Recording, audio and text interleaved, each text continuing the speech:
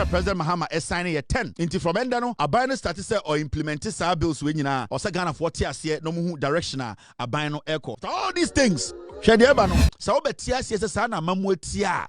Eba se obi twa wotra na wo sre. No aka say you are eba umia, you are a consonant, you are a joker. Se na be ya nyina ebetuma kɔ enim na obi mfa atro me di president. E atro na ma ekufu be di president. E atro na ma ba umia be di vice president. Atro na pie omoto a ende ye the economy o mind some to a no mu dwane. Ye mpene e ma obi amfa atro e me di eso. Ye nya gibifo.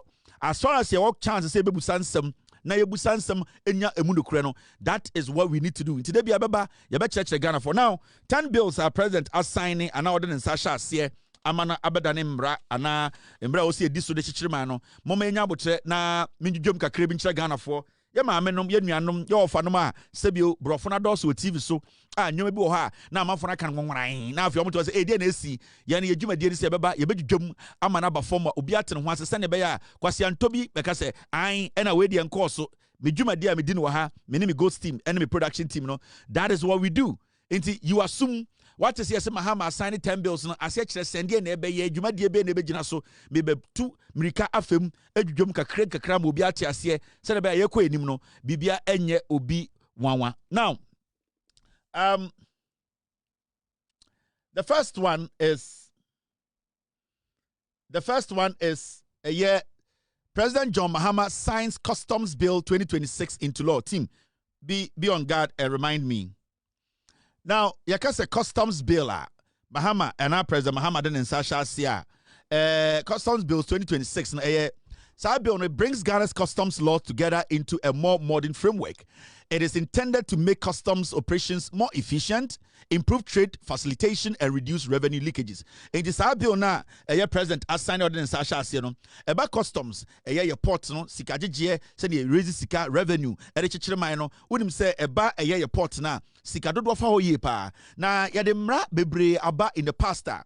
Ya try say ye betumi ede abo ye port no ban ema sika enwunu nipa bia afa emra kwan bi so ana boni bi so ede wiaye efri ye port no sa bill we president ede aba ede ne sa sha say ebe sisi sa kwan ni nyina ebe boa ama sebio sika ye gigi ne port no edimu na yetumi answer ade ahye oman nti aban we ede nyoma atokwan mu a omonim se sa nyoma na sebio omahhehye no se omo se ye di dwuma ye port send ye digi de sika sam ye de boy ye port ho ban ye to make sure say dwadie ho nsensem no egira ne naso a parliament na say ehhehye mra bia mu say sam mra we de more den ebetumi apcha teketahye proye ene kro no a ekoso port no nti abaye mra president den sasha say ya tuma ende eba Ghana ye port no senia sika nwunu a enwunu fa ho nipa bi omofa nyoma ba Ghana omoto nyoma bi su kwan a omofa koti kwan bi so ewia no sa mra foforo we aba be sisa kwan ni nyina na yenya sika dodo obi friend revenue na ye betumi de achichire man no nti important to say sa bill we are president den sasha say no obeti ase senia be ya ye kɔ enim no changes and as sakraya aba port ho any sika gigiem sene Ghana ye betuma boy sika gigiem ho ban na aboa ewo dwumadia ye di no port. Now assign another bill your friend no the community service bill. The community service bill now President Mahama Eden in Sasha Asiano simple and no. It allows certain offenders, particularly for less serious offenders, to serve their sentences through community service instead of imprisonment. The aim is to also reduce overcrowding in Ghana's prisons. Inti sa community service bill na President Mahama and Sasha Asiano. Sebio Ghana yetino obu oha okowia bode sebio adiwia enye krono enye sebio bonini bi oha ensese sebio yede nipa no koto nsanwemu bonini bi oha asotwe titru so bi oha ondi bonida onshara nko wi ade da ebia bibi nti ena ma de nsa akoko obi aponche obi bode ana obi akoko bone nkitinkiti bi no and President Mahama ban NDC aban de mraba ye fra bibi community sentence a eviti afi ko no de ebesi ni se sa court ye ko gina so ko wi abanche ne de wakoto nsawam ye sisi no bone di bi ho a court be hwe ehu se da bi we de ondi bonida wako wi abanche wako wi abode we de ona obi fi chire chire okofa ne nkwan we de o se community num ye wo toilet bi wo ha de bia ye pese obi kotena no se bi ekopepa ho ye wo gata bi wo ha na esi saa nipa no ebi abosumi nsia eye afi baako afi mienu anopa nonsu bia no o se omu nyina ba na omkotim gatem ebi edwadie bi wo ha edwa bi wo ha saa edwa no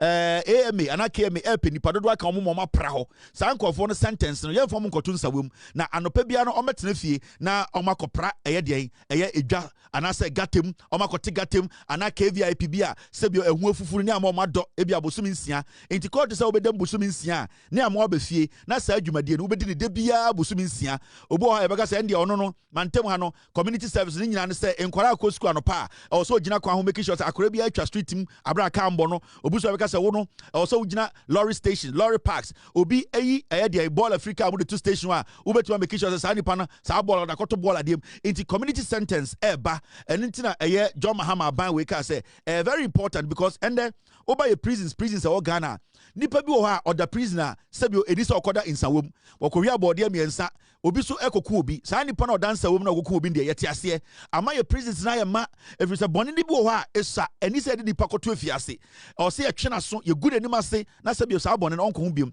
enti saa bi we de esi President Nakuma so ene aban we akoma so ne se ebeboa ama ye prisons no overcrowding na ba wona and obekona dipa 30 obi ade da obi aso no eso ebebrase na sebio dwumadia sankofo so ebechi omobedi wo emantem ene ye dwumem ene ye surroundings no ene so betima aboa ama serve as an example enkwara omo ofie no sa nyoma we so muhu se bra mu akoko wi abode na ende anopa bia no otigatemu no akora ne betu hu no obetu no hofo ehun se sa bone nketenkete no ebetumi ama obe community service ejuma for a long time. Obi betu by community service for 2 years, 3 years, 1 year, 6 months, and they very important. Say sa bill we are community service bill. President Mahama don insasha ase no. Muma ye nyina ye ntia ase na aban no agitum agya tumi say start say ye di hudwuma obia enka say obi ebu obi fa so. We nyina eboa abroche nyina ba obi wo ha. Community service bebre wa ha ye petankas for Ghana anopa omesore akotitigatem akop sanko for the beye say adwuma no ye friend community centers bill John Dramani Muhammad nsa ahye ase. Now the third one no eno na NPP for say omonti ase and then ye friend the tribunal bill 2026 the tribunal bill na tribunal bill no asechere saying Tribunal Bill 2026 establishes a legal framework for regional tribunals to deal with specific offenses. Now, it is intended to improve the speed and effectiveness of handling certain criminal cases. In Tiesiano, President Mahama Denensa Ashe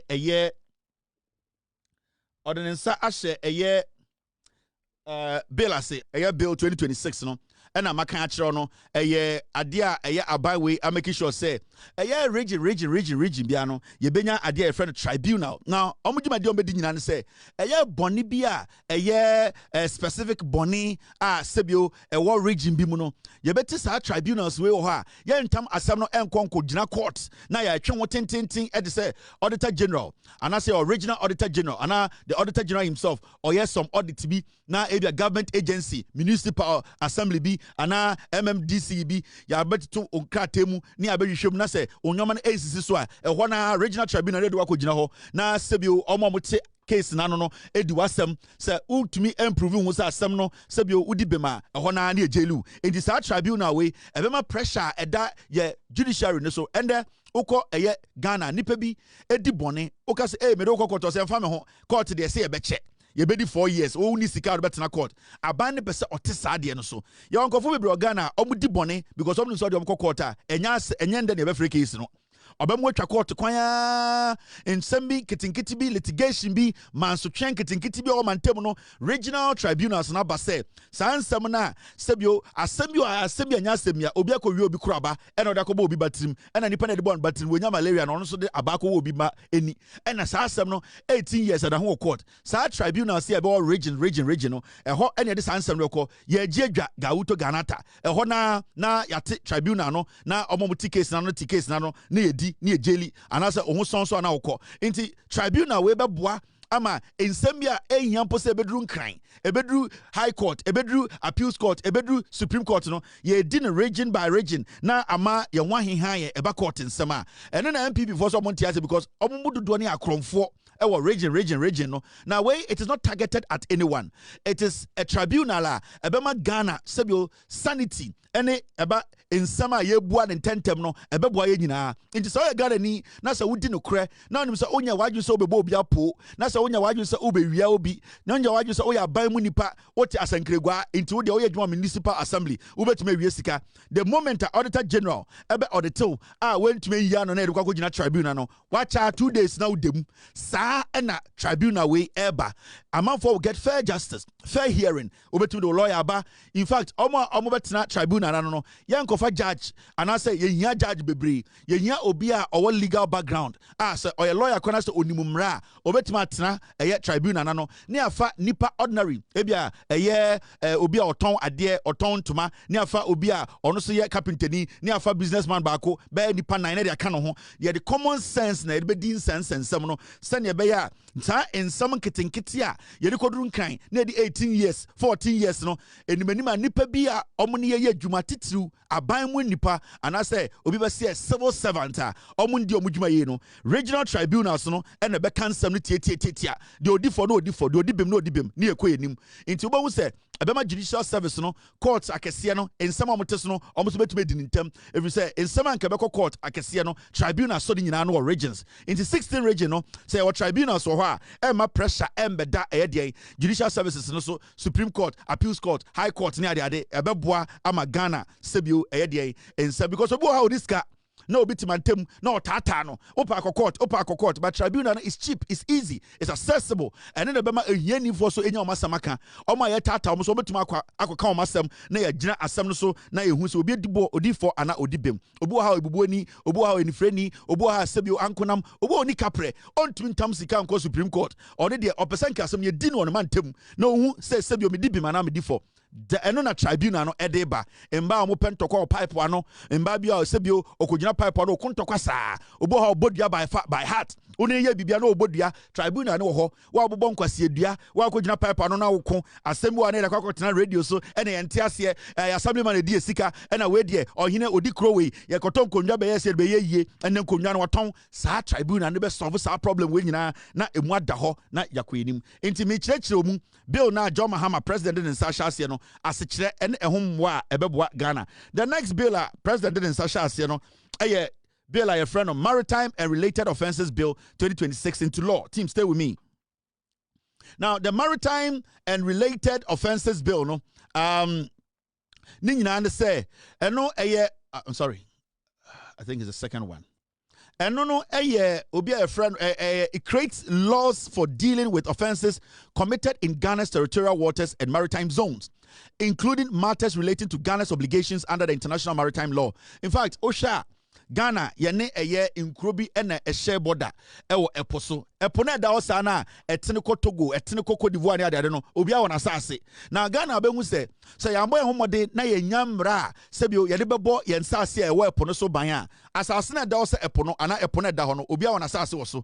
Ghana ye wa sase, ye wa ye shie, Togo wane shie, Abidjan fo omu shie. Se yambo ya homode na se sebio ya anya den ya nyambra emfamwa am protect ye na ewo ede ye epono so a obi betuma fa sebio ye share na ya sase e da epono so enti John Mahama ban said abi omo de mbra emu odene a aye dendin se mo sini bibi no omo de aba ebebo den eposo no so ye sase e da so no ho ban se ne be ya obi entumi emba ye sase so emba ye nyoma bi a enye obi entumi mba Ghana epo asase so na omehwe oil nguo na the international community and the laws no embe affect Ghana enti ni nyina ne se president ahye eye emra ye be di so say ye territorial the waters no epo no so no ye nsase na da so no ye bebo ho ban na nipa bi pirates bi nipa boni bi entumi wuram embedi the adwuma ema ne betia Ghana we hia say ye bebo ye po ene ye nsase da epo no so ho ban nti we so another emra president in Sasha Asia ni nyina so omobo the ye nsase da epo nim ho ban na sebio oman bi embe fa ye nsase emfa nkoye nyoma bi eni so mo ye ema Ghana ho mekire ye because ye nsase da epo so no eno ye ships ne ba omutumi gina so omutumi twen ansa no ma doke saa nyama ne nyina hia sa woni eyi a asase oposo a ship kese ana vessel to be bedu na onya bebi a ongina because e wo se ogina epo no so se eye port wo eye free a na wa ba be doke obegina ho ansa wo yi nyoma e wo so protect saa nyama ne nyina because so one protect ya ship bi ana vessel bi de nyoma efri amanone ba na ogina eye den wasase no so epo no so a pirate tumi attack no but so to protect wo side na nkofo tumi embu nkam so na sebio emoma eye den oye ne ensi eno ene frɛ no eye the Maritime and Related Offences Law. President Mahama edenensa ahye sa eye mrana se. Now another one, a National Defense University, Ghana Bill 2026. National Defense University, Ghana Bill 2026. And also FA, a year, it gives legal backing to the National Defense University, Ghana, making it a properly established institution with authority to provide higher education and professional training, particularly in defense and security-related fields. Ghana, as Omaya Yetihano, Yensheda Nishiapong, ejina ho a ede ne ho a omo wo edian eba abambo ho nsem police military navy eye omo ebo Ghana ho ban army and John Mahama den nsa Accra tase manaba ye mra say ye ba be CBB for the National Defense University. In fact, over Ghana police a ransom call the friend police academy and the school and our military so I see Kofi Annan and yet enough. And in fact, the kind of education omunya no hono obibeka say enye the top notch. And John Mahama ban say your security agencies no also omunyo horizon ye biom also eba ahobambo a omuto also motiase etieni ehu sene eti ankasa inti enda no aban de sine nisu say bibia your friend no National Defense University no e was say ye de ba na Ghana fo a omo aye omo say omo pese omo ko into bambo omo bambom obi a why na say ono de the dwuma de also de asase so obeso police ni obeso navy obeso military obeso de no ye bema saa nipa no enya asuade said ya ometumi akọ adesuam ate bambo ho ase intaban we de nsa shekrata John Mahama be nemra and the aban no etoto nyoma ye ba be ye bibia friend no National Defense University who was security background whether public or private you can apply and be part. In fact, it's going to be more of the public security agencies omo be omo dream no mo hu sene bambo ankasa tie. And ofu bia betena TV is also a security expert that be a bedroom pempenso be no ofu bia betena TV so and radio so a security expert. You need to have that background. You need to show that you have been able to go through the mill when it comes to defense and security knowledge. Into Sadia when a president and such as yebeko enim no obi to me police military 15 years 16 years 22 years na oni security ho bambo. Sadia when dey yen say so be military juma police juma na onya nimdie papa or retire kra otumiti on one special private security otumi be heady an agency a private nimdie wonya no he or she can contribute to or minor security. It is not just for the public sector. So obi police, obi army, obi navy, obenya knowledge way esuapon knowledge. No, it is about them even leaving the service. No, the knowledge they acquire. No, sometimes abind to me eton safre ex-military, ex-police, ex-security agency personnel to help solve a particular problem. And this is what this bill is going to do. It is going to sharpen a baby a bambo for any ama omo hu bambo jumano asie na ye ko edim no yetumi di achichire man. President Mahama edenensa ahye sa emrawe and the abayemra. Now, the next one, the Income Tax Amendment Bill 2026. Income tax no, amended bill no. Na it provides tax relief for people earning the minimum wage or below. Now, meaning such workers will not have to pay personal income tax on those earnings. Now, sa bill we we should be a team. O man bia no ye onkofo amuji bibia friend minimum wage. Omo no ena sebio eba aketua obi ye adwuma aketua omo no moje kitwa kuma pa. Now President Mahama and this for tena say hu said abi sebio obi o ha sika ogino above the minimum wage or sika pa. Ye onkofo bi o ha majority of them no omo hye bibia friend minimum wage. Sika ebe ka omo nsabo sum bibia na nya sika omo tumi bibia nanso omo ye den adwuma.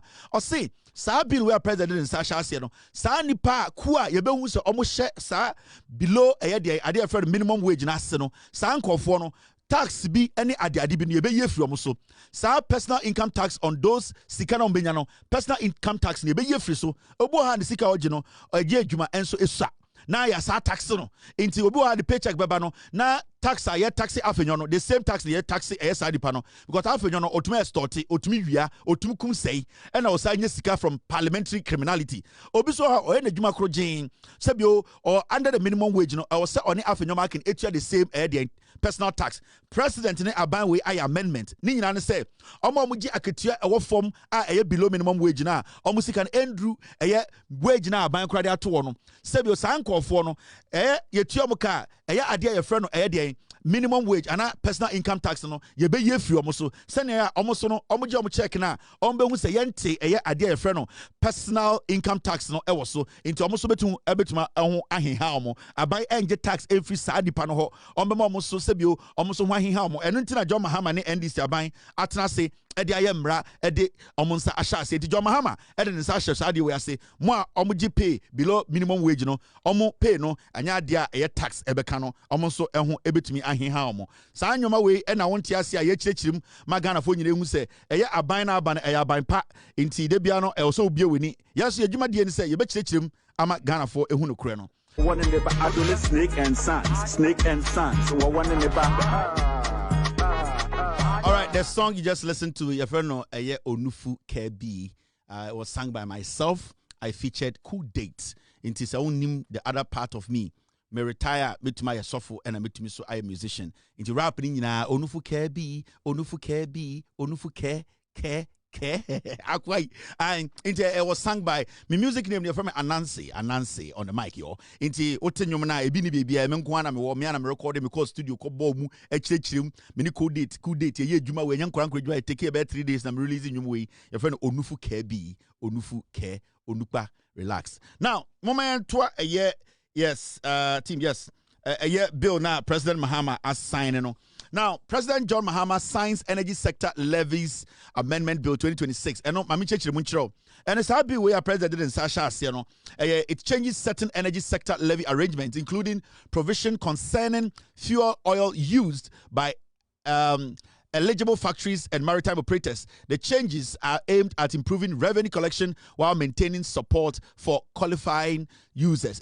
Basically, the energy sector, bill no ya amended my president in Sasha here. Now what this does is say it includes concerning fuel oil used by eligible factories and maritime operators. Ni nyina fa dwumakuwa kesia wo Ghana omu use de mfango edigi omu dwuma. Now aban no epese ofa ekwan pa bi so na odebo den saa factories ni dwumakuwa we nyina ho ban the specific fango a omu di omu dwuma. Inti aban no make sure say saa nyoma no beboa dwumakuwa we private companies no dodo no a omu use a lot of diesel, petrol, edidi omudwumadie no se na be ya omoso no betuma share aban no pempenso bi a omo ho enkom a omusika sam entotoye ombenya mfaso no ebekosoro enti we nyina ka ho na awose motia se John Mahama aban we no omo dwene private sector no ho yie omo pese private sector no se bi omusika omudi ahyem omudi fa nipa adwuma eboa na oman no nipa dodo enya adwuma ye no aban no pese o try se omo so kakra omudi hyem no ombenya ho mfaso enti aban no energy sector no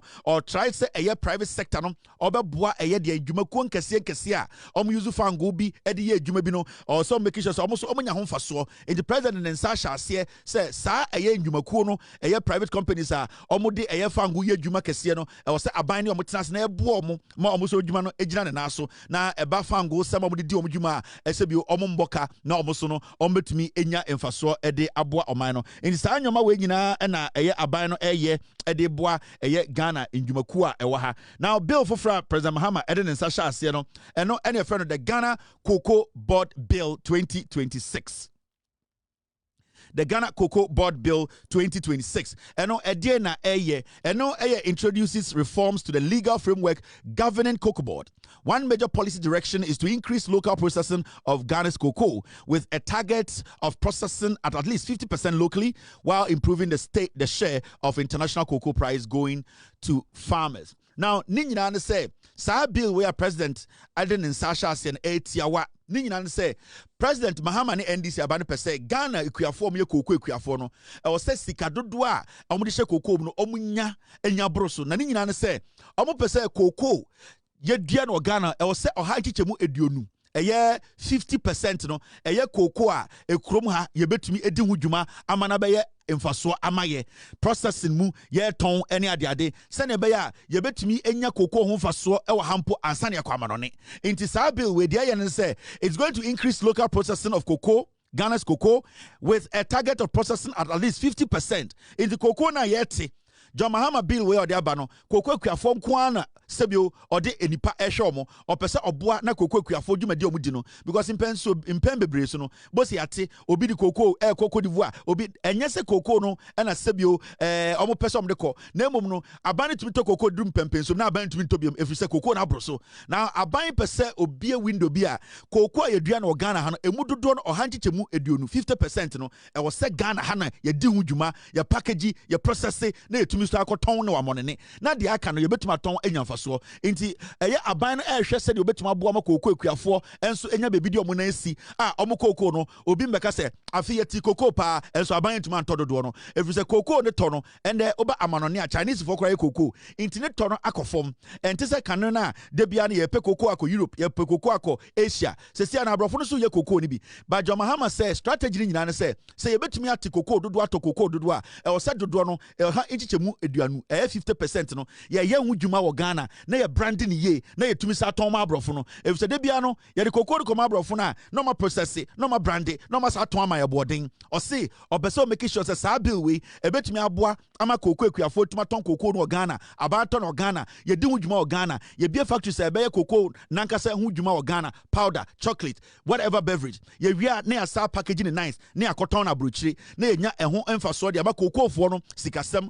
sika abɔ mu nsɛm nti ne nyina ne sɛ aban we adwiri kokoo akuafo ho aban pɛsɛ kokoo kuani bia bɛdua kokoo wedi dwuma na afen so no na ne kokoo gu apata so na asɛe ɔpɛsɛ yɛtumi tɔ kokoo bia na yɛtumi tɔ kokoo bia na ɔsɛ yɛtumi make sure sɛ emu 50% deɛ yɛdi ho dwuma yɛayɛ ho dwuma yɛ branding ye yɛayɛ no fine asa akɔtɔ no aburokyire atɔn bi wɔ Ghana atɔn bi wɔ bibire mu ha ama yɛnya ho mfasoɔ ma kokoo akuafo no sika abɔ mu nsɛm so this bill is very important because we are looking at making sure say yɛ kokoo a yɛte no yɛbɛdi ho dwuma wɔ ha atɔn wɔ ha nya sika ɛwɔ kokoo fio kokoo akuafo enya sika ansana deɛ bɛka no yakɔtɔn na amanone ɛfiri sɛ beebi a yɛduru no yɛntumi fa yɛwerɛ nyina nhyɛ aborɔfo mu sɛ ɔmo bɛtɔ yɛ kokoo nyinaa sɛ yɛambɔ yɛn ho mmɔden na yɛn ankasa yɛ kokoo no yɛngyina so anyɛ ne yie ama na ngyina sɛdeɛ bɛyɛ obi bɛhuma ne kwan dɔ no ɔno so akra bi efiri ha yɛwɔ Togo Nigeria Ivory Coast yɛwɔ nkuro bebree wɔ Africa ha ɔmo pɛ kokoo no bi atɔ edi kɛkɛ nanso because a yɛnyɛ ho adwuma a yɛsɔre a ne atam ne nyina kɔma aborɔfo no kɔ anam akɔtɔn ama saa nkɔfoɔ no yɛpɛ sɛ yɛseize saa sub-Saharan Africa ha market no and extend it to the other part of Africa nti ɔsɛ yɛn ankasa ne kokoo no yɛdi ho dwuma yɛ process yɛ brand yɛ packaging nice na yɛtɔn wɔ Africa ne amanone sɛnea bɛyɛ sika no bɛba yɛ hɔ direct na deɛ bɛka no so yɛtuma tɔn ama amanone aborɔfo no ɛno ɛna John Mahama ɛde mmraba sɛ ɛwɔ sɛ ne manim yɛ na yɛdwene kokoo akuafo ho na yɛdɔ ɔmo na yɛboa ɔmo ma sika ɛbɔ ɔmo nsɛm nti deɛ frɛ no Ghana Cocoa Board Bill 2026 no ni nyinaa no ɛno no mɛma obi anwusurity John Mahama do akuafo na kɔbɔ akuafo ho ɔno ankasa yɛ kokoo kuani nti onim de adeɛ we betumi ayɛ sɛ yɛtumi tɔ kokoo nyinaa wɔ apata so ne yɛtumi ɔha nkyɛmu aduonu 50% yɛdi ho dwuma wɔ Ghana ne yɛtɔn bi ɛwɔ amanone ɛne ebibire mu ha kokoo sika ɛbɛba no kokoo akuafo ɛna ebɛnya ne kɛseɛ ɛfiri sɛ ɔman no aban we edi nkan de mraba sɛ mbrɛ bi aba sɛ kokoo akuafo sika wɔ sɛ ɔmo nsa ka no kokoo so te ɛwɔ amanone koraa saa sika wɔ sɛ yɛde ma wɔ sɛ yɛde ma ɔmo ɛne ba amemru mu ayi Africa ha Ghana kokoo akuafo ɛna yɛma ɔmo sika kɛseɛ paa wei ɛyɛ very very important nti moma saa bill we ɛnkɔ obi atim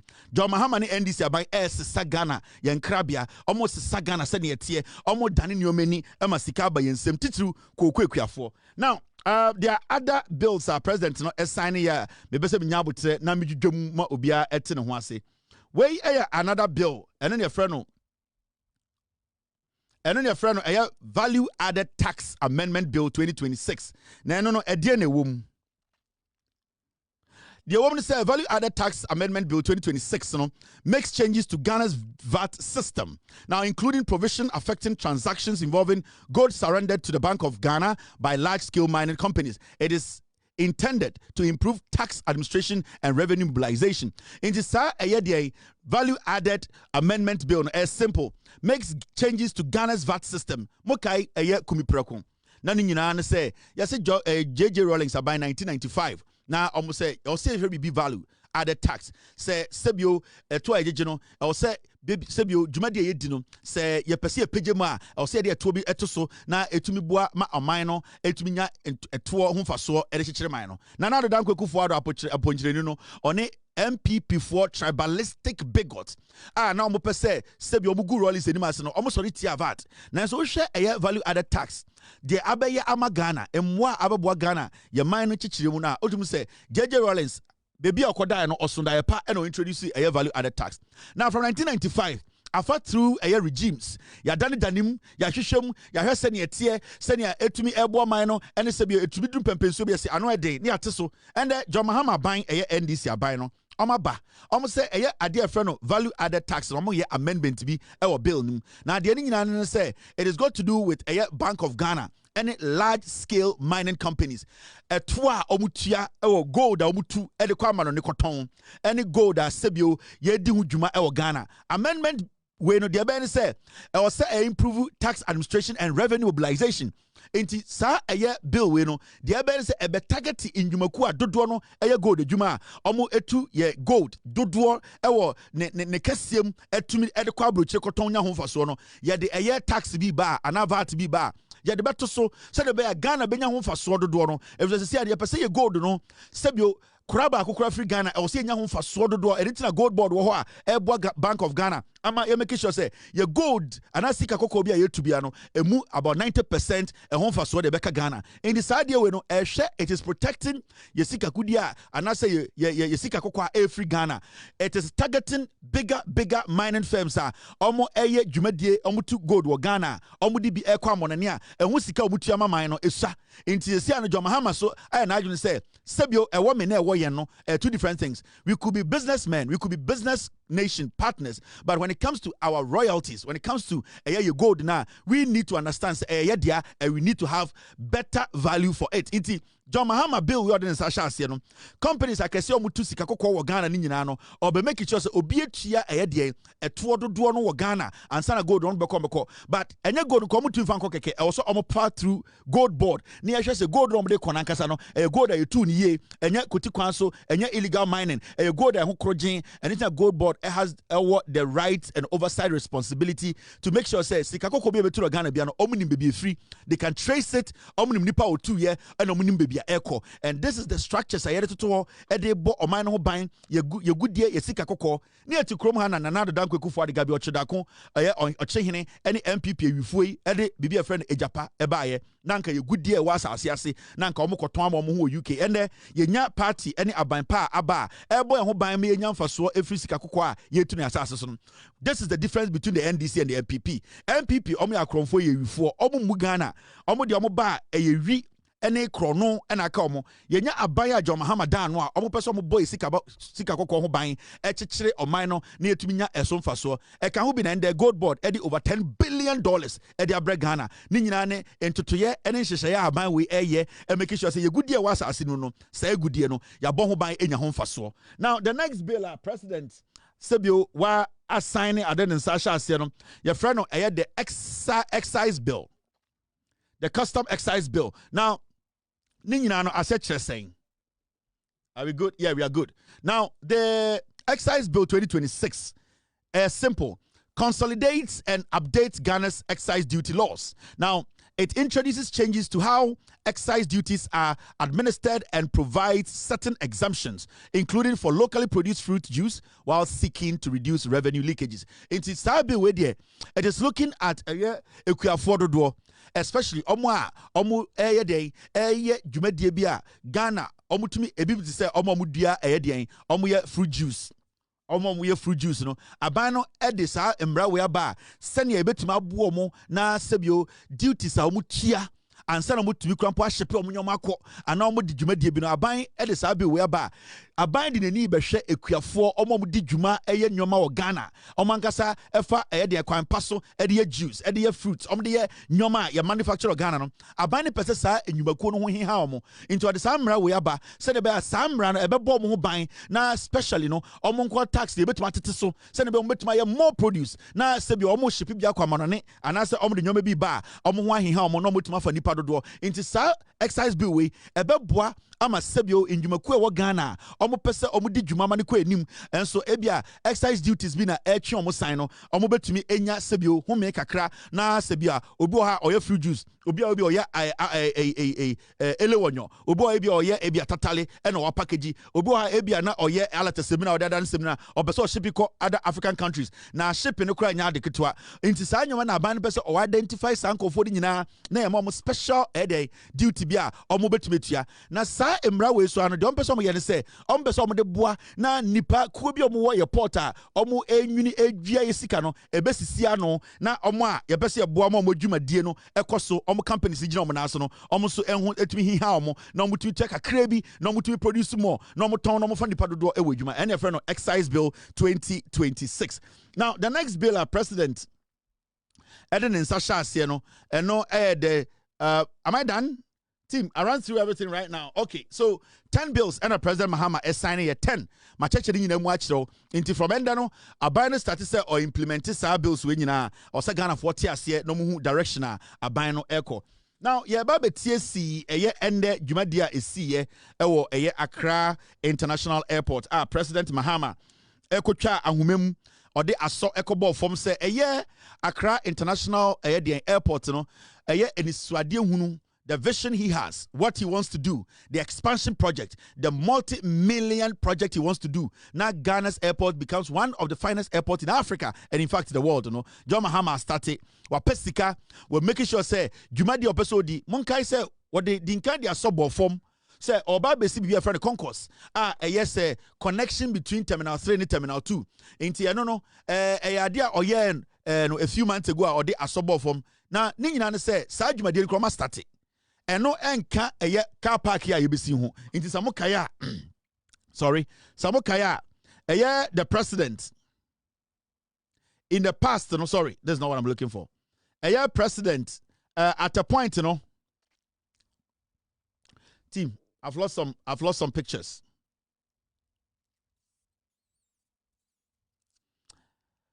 Team, a few months ago. President Eddie Asobo from say, "Omo be be a friend concourse from Terminal 2 or be join Terminal 2 ni Terminal 3. E juma de enukura ekoso, enukura ekoso ansa na ended de na ode aso ebo from no. Enti eno na ekosi obi ehu ejuma omo ye no airport wa omo de ede make sure say Terminal 2 Terminal 3 no concourse omo si juma de omo dia omo be kan ni mienu esi eni na obi tumi nanti free Terminal 2 eko Terminal 3 a on nanti form a obe nanti wiem ye baomia ede nam form no na Mahama de nam wiem enti wo hwe ne picture ni ye a de John Mahama ne na aban no person mo ye nie into sa connection way and then a few months ago or they are sobo for ma and the media chira omudi hujuma din ya ekoso into don't get it twisted. This project is different from a car park project na and the okotwa ho okotu ho anamoa or the asokobo no into we no the connection odin kan e de asoabo for ma ya start di hujuma me the pictures le chira no say ne be or connected terminal 2 to terminal 3 friend concourse nantie unam wiemu a na akokopie terminal 3 unam wiemu a na akokopie terminal 2 John Mahama epese Accra International Airport no very accessible for everyone. Or Terminal 2, you can walk straight to Terminal 3. Abra one anti-form, open anti-room. Internet, the aircoso. Internet, phone in Amricha. And no, Omodin can air Juma, Jumedia, Omudia, Aircoswa, and no crampono, a year, Obiu, a Juma Coswa, a very, very important. Now, and John Dramani Mahama, Kocha, a year, or the Asso Echo Ball phone. Another project Terminal 3 or Babedino ho into Terminal 2 the Anekoso and I'm the pictures lecture no. Now Terminal 3 the and the president Kocha a very big sword cutting and cut sword for the construction of a hotel and car park at the Accra International Airport. In the Terminal 2 the I'm lecture on concourse no connecting Terminal 2 and Terminal 3.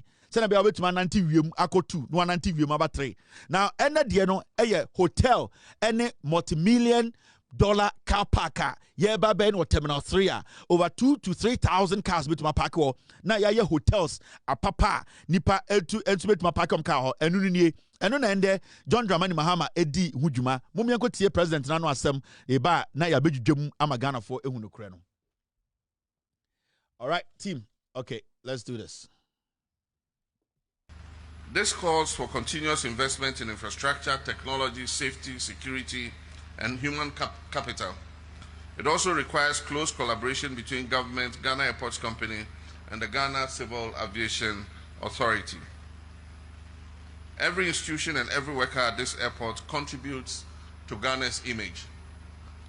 The welcome at immigration, the efficiency of baggage handling, the cleanliness of our facilities, the management of traffic, and the courtesy of service providers all shape the visitors' first and last impressions of our country.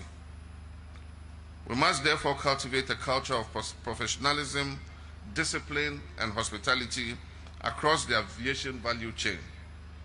I'm happy that the Ghana Airport Company Limited and the Civil Aviation Limited and other institutions working at the airport are taking a tough stance against soliciting and begging visitors for tips. It reflects very badly on our country.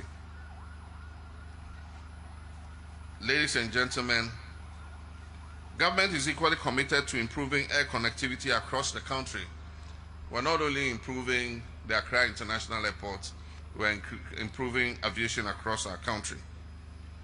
During my recent visit to the Upper East region, I inspected the site earmarked for the development of the new Bolgatanga Airport.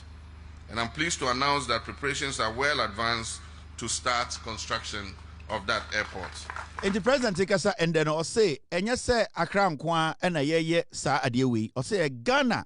Eba ewiemhyɛn dwumadie airport baby a shiny besi ene nipa eko efa na nipa AC no ɔse edusadu indusuade a ɔpɛ oja magana fo ehu sɛ ɔman no baby yedu no yeduru baby a ewiase mpempenso dwumadie internet so modern world no Ghana so ebeka ho bi ɔse saa dwumadie we dwumadie a ɔpɛ ɔkyerɛ Ghana ni ewiase nyina no sɛ Ghana so yabedu na eba ewiemhyɛn ginabia ene sɛne nipa ho betɔ no ma nyoma akɔwawa na dwumadie we dwumadie a ebe start ama ewiase ehu Ghana ɔse engina wa idea of person connect Ghana nyina when it comes to aviation and I say baby a shen gina na nipa fa a friend airport no ɔse na say ɔkɔ srem ma ɔkɔ hu dwumadi a ɛkɔ so ɛwɔ the upper west airport no almost omuguso omoye because person connect kuro no say na baby awo bia no umba wani pre no na wedu baby a person ɔkɔ na ɔsa kan asɛm bi moma yɛnkɔ ne yɛnkɔ tie president. And let me state for the record that all these airport projects, the Ghana Civil Aviation's new control tower, the refurbishment of Terminal 2, the transfer concourse between Terminal 2 and 3, and currently this airport parking lot and entertainment and hotel space is being funded entirely on the balance sheet of the Ghana Civil Aviation Limited, that's for the control tower, and for all these other projects on the balance sheet of the Ghana Airport Company Limited. The government of Ghana has not given any of the two institutions one single cedi for these projects. I wish to say balance sheet of the Ghana Civil Aviation Limited, that's for the control tower, and for all these other projects on the balance sheet of the Ghana Airport Company Limited. The government of Ghana has not given any of the two institutions one single cedi for these projects. I wish to commend the Minister of Transport and all those associated with this project. This is what we want to see. Develop our country, but don't go to Atuforcing and ask for money. The president take us and I'll say, Jumadi Amuhu from Terminal 2 to Terminal 3 are connecting Grand Concourse to put the two together. Any a friend a control towers are Obedu Airport near see a 19 be Sanko for no omnum control plane BAC any day A2.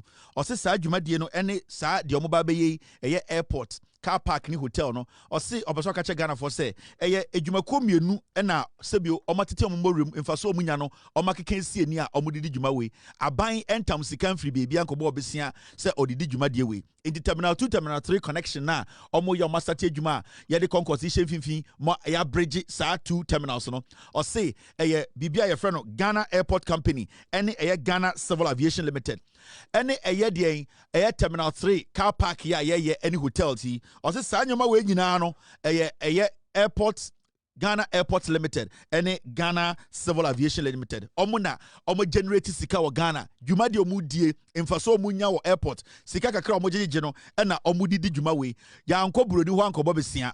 Ya anko baby anko fa cap ato force na anko baby anko kase yestremo moma yesika ne mfa nye airport no into obeso kire se aman a yetimu no eye aban a enimu nyansa enu ankasa etumi bɔ ne homoden etumi enye sika ede yesa adwumade we into e Ghana ni na ohwɛ me a mema obi nka nkyerɛ wo da se aban no ede e ka beto yeso da bi aban we eboa Ghana aban we John Mahama di enim ene omo maka eboa no omo boa Ghana efise sa adwumade we yenim se ya no ma anka omeba ka kyerɛ 100 billion na omukɔgye ne Kazakhstan na o se de ekufu ado hwe akoto so ansa na yakotua but se ya no de yɛnyina yehu sɛ aman na yetim no aban no president no ahyɛ ɛyɛ agency bia ɛsɛ omombɔ di na omutete omombɔ rem na omunya sika dwumadi omudi no omuso entumi mfa mmoa ɛyɛ Ghana nti we would like to applaud Ghana Airport Company Limited and also Ghana Civil Aviation Limited say omunyina etuma ba together ɛwɔ Benkrom a one mind to make sure they raise revenue for this project and ebia obi enim Terminal 3 hotel any car park na John Mahama banwe and the omde asokobo fuma omobe no obese ohuni ye pa ma memfa enchiro this is what is going to happen John Mahama AC NDC AC and omesi more.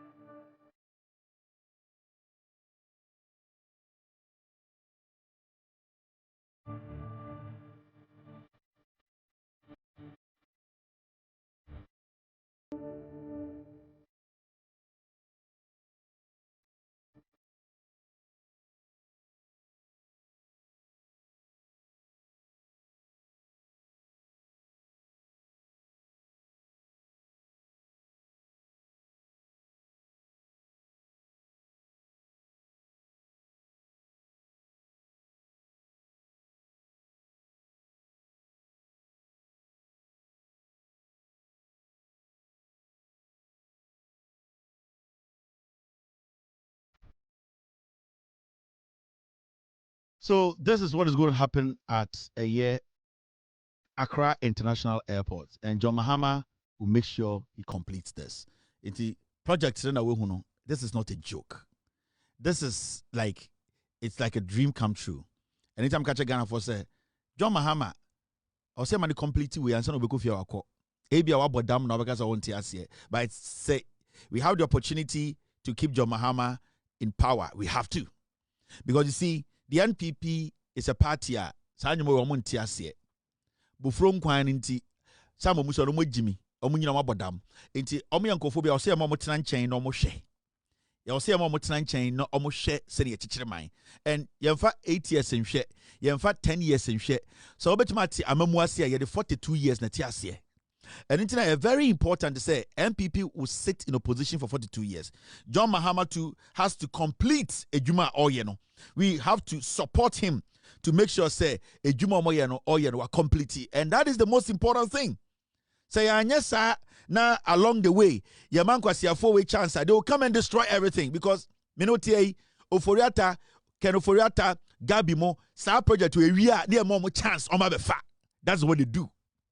Sa gabimo na ebusuafo ne sa akofo no sa nyoma we nyina ye wia na mo ba omi agibigimi we chance na de tumi ma no on befa ni nyina ye hu se ne omo fom Accra nsase.